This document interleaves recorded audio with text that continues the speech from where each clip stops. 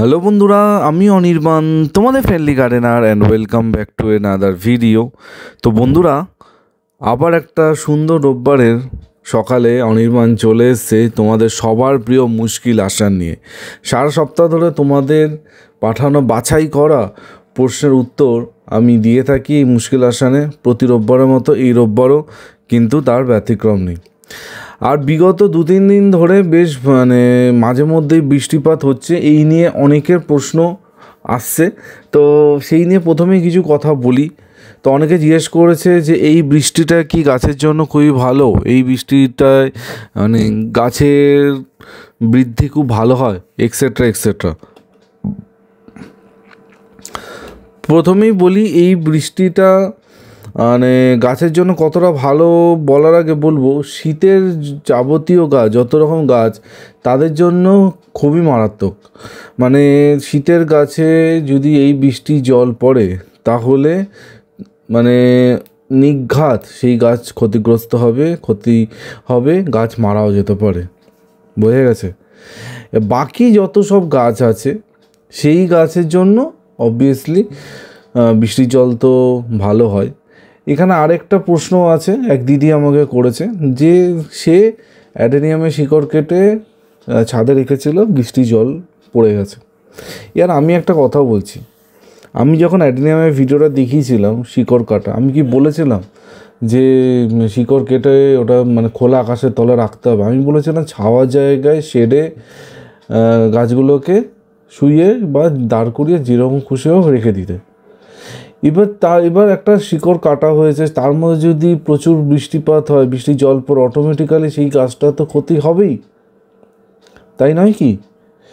তো যদি কারোর গাছ এরকমভাবে ক্ষতিগ্রস্ত হয়, যদি বৃষ্টি জল পড়ে, তো আমি বলবো যখন রোদ উঠবে, রোদের মধ্যে গাছগুলোকে বের করে দিতে, জলটা টেনে গেলে তারপর আবার সেরে রেখে 2-3 দিন পর গাছটাকে রিপোর্ট করতে। আশা করছি এই দুটো প্রশ্ন উত্তর আমি দিতে পারলাম। আর কারণ এই দুটো প্রশ্ন অনেকে করেছিল যেহেতু, তো প্রথমে শুরুতেই এই দুটো প্রশ্নের উত্তর আমি দিয়ে দিলাম। তো এবার চলে যাক কিছু প্রশ্ন উত্তরে। প্রথম প্রশ্ন আমি নিচ্ছি কৌশিক কাকুর থেকে। কৌশিক কাকু বলেছে, যে সমস্ত গাছ রুট ট্রিমিং আর প্রুনিং করে রিপোর্ট করেছি, সেই সব গাছের রিপোর্টিংয়ের কতদিন বাদে হিউমিক অ্যাসিড দিতে পারবো? তো কৌশিক কাকু, আপনাকে বলবো, আপনি যখন গাছটাকে রিপোর্ট করছেন, ফার্স্ট যে জলটা দিচ্ছেন সেই জলটা হিউমিক অ্যাসিড দিতে পারবেন, ঠিক আছে? কোনো অসুবিধা নেই। আর এমনি মাসে একবার বা 15 দিনে একবার হিউমিক অ্যাসিড গাছে প্রয়োগ করা যেতেই পারে, কোনো সমস্যা নেই। এর পরের প্রশ্ন এসছে কৌশিক কাকুর থেকেই, স্প্রে করলে 1 লিটারে কতটা, আর টবের মাটিতে দিলে লিটারে কতটা পরিমাণে দেব?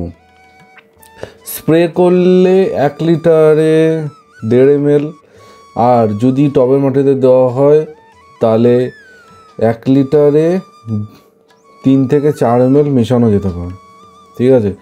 আমি যেটা করি সেটা হচ্ছে 5 লিটার জলে 10 ml মেশাই, ঠিক আছে? তাতেও ভালো কাজ দেয়। আরেক লাস্ট প্রশ্ন কৌশিক কাকুর থেকে এসছে, কোনটা ভালো হবে, টবের মাটিতে ডাইরেক্ট দেওয়া না স্প্রে করা? আমি যেটা বলবো সেটা হচ্ছে 5 লিটার জলে 10 ml, বা যদি আরও বেশি জল লাগে, বেশি জল বানিয়ে গাছে প্রথমে ভালো করে স্প্রে করে তারপর বাকি জলটা গাছের গোড়ায় দিয়ে দিলে ওটা আই থিঙ্ক বেটার কাজ করবে। কৌশিক কাকুর এই প্রশ্নগুলো ছিল, সেই প্রশ্নগুলো উত্তর আমি দিয়ে দিলাম। আশা করছি কাকু আপনি উত্তর পেয়ে গেছেন। এর পরের প্রশ্ন এসেছে রীতাদির কাছ থেকে। রীতাদি বলছে, অনির্বাণ মুশকিল আসান দেখতে দেখতে সব প্রশ্নের উত্তর পেয়ে যাচ্ছি, তাই অনেক দিন কোনো প্রশ্ন করা হয়নি। তাও আমার কাছে প্রশ্ন আছে। 1 নম্বর হচ্ছে, এই সময় বেলি জুঁই গাছে কি খাবার দেবো? তো রীতাদি, এই সময় বেলি জুঁই গাছে বাকি গাছের মতনই মিক্স খাবার দিলে গাছের গ্রোথ খুব ভালো হবে, গাছ সুন্দর হবে। আর বেলি জুঁইয়ের মধ্যে খুব তাড়াতাড়ি একটা ডিটেল ভিডিও আসছে, সেই ভিডিওর পর সব প্রশ্নের আরও ডিটেল উত্তর পাওয়া যাবে। তারপরে প্রশ্ন এসছে, জবা গাছে মিক্স খাবার দিয়ে রিপোর্ট করেছি, কতদিন বাদে আবার খাবার দেবো? রিপোর্ট করা অন্তত মাসখানেক থেকে মাস দেড়েক আর কোনো খাবার দেওয়ার দরকার নেই। হ্যাঁ, দিন 20 পর থেকে পাতলা করে সর্ষের খোল বা বাদাম খোলের জল দেওয়া যেতে পারে। এরপরের প্রশ্ন স্থলপদ্ম গাছে কি প্রুনিং করা যাবে, আর কি খাবার দেবো একটু জানিও। অনেক শুভেচ্ছা রইল, এইভাবে সবার পাশে থেকো। ডেফিনেটলি স্থলপদ্ম গাছে প্রুনিং করা যাবে। আফটার অল স্থলপদ্ম জবারই একটা গোত্রের মধ্যে পড়ে। তো জবা গাছে যেরকম প্রুনিং রিপোর্টিং খাবার দেওয়া হয়, স্থলপদ্ম সেরকম করা যেতে পারে, কোনো অসুবিধা নেই। এর পরের প্রশ্ন এসছে বেবি পালের থেকে। বেবিদি বলছে এখন কি দত্তপ্রিয়া গাছ রিপোর্ট করা যাবে? নিশ্চয়ই করা যাবে, কেন করা যাবে না। দত্তপ্রিয়া গাছ এই সময় অবশ্যই রিপোর্ট করা যাবে, ডাল কাটা যাবে, খাবার দেওয়া যাবে, সব কিছু করা যাবে। এর পরের প্রশ্ন এসছে প্রণয় দাসের থেকে। উনি বলছেন ভাই তোমার ভিডিও দেখে কিছু গাছ রিপোর্ট করলাম, তো বর্ষায় কি এদের কোনো ক্ষতি হবে জানিও। তো আমি বলবো গাছ রিপোর্ট করা হয়ে গেছে, আর কোনো সমস্যা নেই। আর এই বৃষ্টি দীর্ঘস্থায়ী বৃষ্টি না, মানে এই রোববারের পরে আর এদের দেখা পাওয়া যাবে না, সমস্যা কিছু হবে না, ঠিক আছে, প্রবলেম নেই। এর পরের প্রশ্ন এসছে ওয়াসিম আকরমের থেকে। দাদা ডায়ান্থাসের পাতা শুকিয়ে আসছে কিন্তু অনেক কুড়ি আসছে, এ সময় কীরকম পরিচর্যা দরকার একটু যদি বলে দেন। ডায়ান্থাসের পাতা শুকিয়ে আসছে, এটা এই সময় স্বাভাবিক, অত্যাধিক গরমে ও পাতা শুকায়, প্লাস এই যে বৃষ্টি গেল সেই বৃষ্টিরও একটা আফটার এফেক্ট ডায়ান্থাস গাছের মধ্যে পড়েছে। তো ওইটা পাতা শুকানো ওটা কিন্তু একটা ফাঙ্গাসের লক্ষণ। তো গাছে ফাঙ্গিসাইড স্প্রে করতে হবে। আর ডায়ান্থাস গাছগুলোকে এখন শেডে মধ্যে রাখতে হবে, অত্যাধিক মানে রোদ ওরা কিন্তু নিতে পারবে না, পাতা ঝলসে যাবে। তো শেডের তলায় রাখলে এখনও বেশ কিছুদিন গাছে ফুল নেওয়া যাবে। আর যদি ডাইরেক্ট সানলাইট একদম ওপেনে ফেলে রাখা হয় তাহলে আর বেশি দিন গাছে কিন্তু ফুল দেখা যাবে না, ঠিক আছে। আশা করছি উত্তরটা আপনি বুঝতে পেরেছেন। এরপর মানে কিছু বন্ধু আমাকে মুচিসা নিয়ে কিছু প্রশ্ন করেছে, যদিও মুচিসার ভিডিওতে আমি ডিটেলে বলেছি, কিন্তু যা হয় আর কি মানে প্রচুর বন্ধুরা মানে স্কিপ করে করে কেটে কেটে দেখে। আমি যেহেতু অনেকবার বলেছি, আর এখন ইদানিং খুব একটা বলি না, কারণ আমি এখনও খুব বড় ভিডিও বানাই না, 10 মিনিট 15 মিনিটের ভিডিও হয়। তো স্কিপ করলে কিন্তু প্রচুর ইনফরমেশান মিস হয়ে যায়। তো যেই প্রশ্নটা অনেকে করেছে যে মুচিসা কী করে যাব, যেটা আমি খুব ভালো করে ভিডিওর মধ্যে বলেছিলাম, বুঝিয়েছিলাম, তারপরেও আমি বলে দিচ্ছি।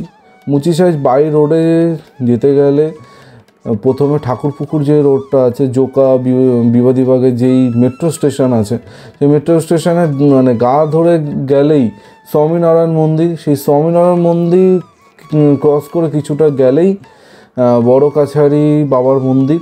তো বড় কাছারি বাবার মন্দিরে যে গেটটা আছে সেটা গেটটা ক্রস করে এই 500 মিটার মতো গেলেই মুচিসা। সব থেকে বেস্ট হবে গুগল ম্যাপে লোকেশন ধরে যাওয়া।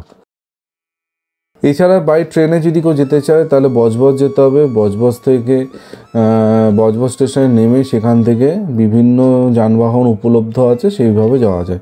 75 নম্বর বাস যেটা বাবুঘাট থেকে ছাড়ে, সেখান দিয়েও যাওয়া যায়। তারপর যদি আরও বলি তাহলে তো সবথেকে ভালো বলবো আপনি নিজের গাড়ি নিয়ে যান, নিজের গাড়ি নিয়ে গেলে সবথেকে ভালো হবে।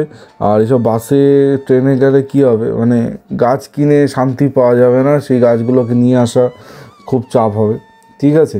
তো এইগুলো মোটামুটি রুট আমার জানা আছে ব্যক্তিগতভাবে, তো সেগুলো অনেকে জিজ্ঞেস করছিল তাই বলে দিলাম। আর মুচিসা কোথায়?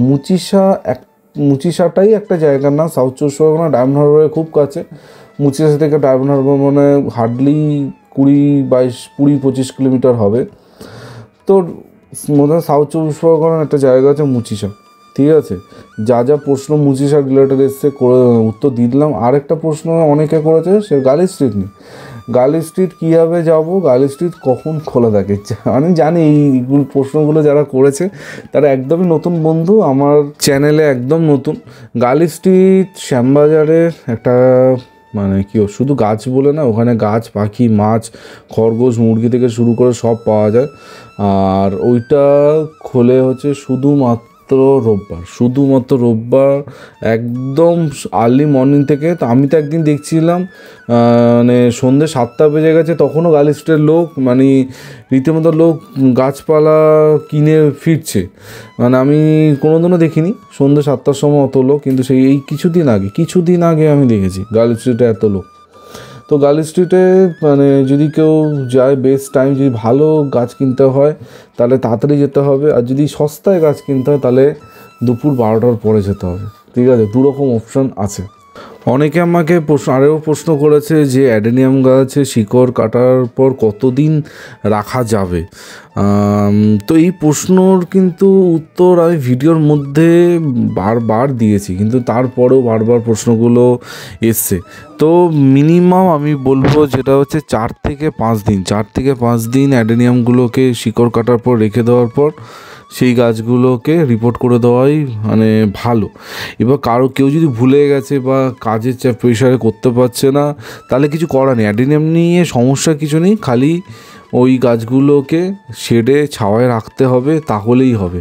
মানে একদম বাইরে ওপেনে ফেলে না রেখে শেডে ছাওয়ায় রাখলে গাছগুলো ঠিক থাকবে, কোনো অসুবিধা নেই। যেহেতু অ্যাডেনিয়ামে কডেক্সের ভেতরেই প্রচুর খাবার স্টোর করা থাকে, তো অসুবিধা কিছু হবে না। মানে শিকড় কাটার পর যদি কেউ 1 মাসও গাছটা কোনোভাবে ফেলে রাখে, তাও গাছ ভালো থাকবে, গাছে কোনো রকমের কোনো সমস্যা, কোনো ক্ষতি কিচ্ছু হবে না। ঠিক আছে, এর পরের প্রশ্ন এসে মৈনাক ব্যানার্জির কাছ থেকে। মৈনাক বাবু বলছে, অনির্বাণ কিছু অনুখাদ্য অনলাইন থেকে আনিয়েছিলাম, কিন্তু আনার পর দেখছি সেগুলো এক্সপায়ার হয়ে গেছে, এক্সপায়ার করা পাঠিয়েছে। এখন কি করব, ওগুলো কি গাছে দেওয়া ঠিক হবে?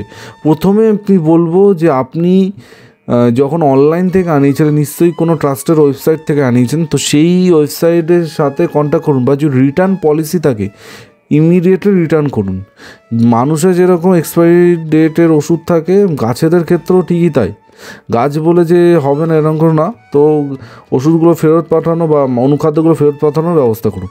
আরেকটা কথা এখানে জুড়ে দেবো, সেটা হচ্ছে অনেকে আমাকে বলে যে অনির্বাণ অনলাইনে কিছু কিনতে চাই কিন্তু পাই না, কোথায় পাবো? তো সবাই লক্ষ্য করবেন যে আমার ভিডিওর মধ্যে বেশ কিছু লিঙ্ক দেওয়া থাকে, সেখানে খুবই ইউজফুল জিনিসপত্র কিন্তু লিঙ্ক আমি প্রতিদিন আমার ভিডিওর মধ্যে অ্যাটাচ করে থাকি। আর যেহেতু লিঙ্কগুলো আমি অ্যাটাচ করছি, তো সেইগুলো খুবই ট্রাস্টেড সোর্স থেকে আমি অ্যাটাচ করছি। তো সেই লিঙ্কে ক্লিক করে আপনারা যাবতীয় গাছের জিনিসপত্র কিনতে পারেন। আর প্রতিটা ট্রাস্টেড ওয়েবসাইট, মানে এমন কোনো ওয়েবসাইট ওখানে দেওয়া থাকে না যেগুলো অজানা অচেনা ওয়েবসাইট। তো যদি কারোর গাছ সম্পর্কিত কোনো কিছু কিনতে হয়, আমি লিঙ্ক দিয়ে রেখেছি ভিডিওর মধ্যে, ভিডিও চলাকালীন দেখতে পাবেন। সেই লিঙ্কে ক্লিক করে আপনাদের গাছের যাবতীয় জিনিসপত্র সেখান থেকে পেয়ে যাবেন। তো এই ছিল এই সপ্তাহ মুশকিল আসানের প্রশ্ন উত্তর। চেষ্টা করলাম সবার প্রশ্নের উত্তর দিতে। আর ইদানিং বেলি, জুঁই, গন্ধরাজ ফুল এই নিয়ে প্রচুর মানুষের মধ্যে কোয়ারিজ আসছে, তো আমি সব ভিডিও ধরে আস্তে আস্তে করছি। আগামীকাল আরেকটা দুর্দান্ত ভিডিও আসছে, যেটা সবার মোস্ট ডিমান্ডিং, একদম অনেকে জানতে চাইছিলে। তো সেই রকম একটা ভিডিও আগামীকাল তোমরা ঠিক সকাল 11টা দেখতে পারবে। তো অবশ্যই যদি আমার সাথে যোগাযোগ করতে হয়, দেখো স্ক্রিনের ওপর আমার নাম্বার দেখতে পাচ্ছ, এটাই আমার একমাত্র নাম্বার, আর কোনো নাম্বার নেই। এটাই আমার হোয়াটসঅ্যাপ নাম্বার, কলিং নাম্বার। ফোনে যদি কথা বলতে হয় সকাল 10টা থেকে রাত 8টা অবধি আমার ফোন অন থাকে, তোমরা কথা বলতেই পারো যখন ইচ্ছা। ঠিক আছে, কালকে ঠিক সকাল 11টা তো দেখা হচ্ছে। কিন্তু যেতে একটা কথা বলবো, যদি তোমাদের গাছ সম্পর্কিত কোনো সমস্যা, কোনো রকম প্রশ্ন থাকে, অবশ্যই কমেন্ট করে জানাও, আমি সব কমেন্ট উত্তর দেবো। প্রয়োজন পড়লে মুশকিল আসানে তোমাদের নাম ধরে সেই প্রশ্নের উত্তর আমি দেবো। ঠিক আছে, কালকে দেখা হচ্ছে। টিল দেন সবাই ভালো থেকো আর সবুজে থেকো। ততক্ষণের জন্য বাই বাই।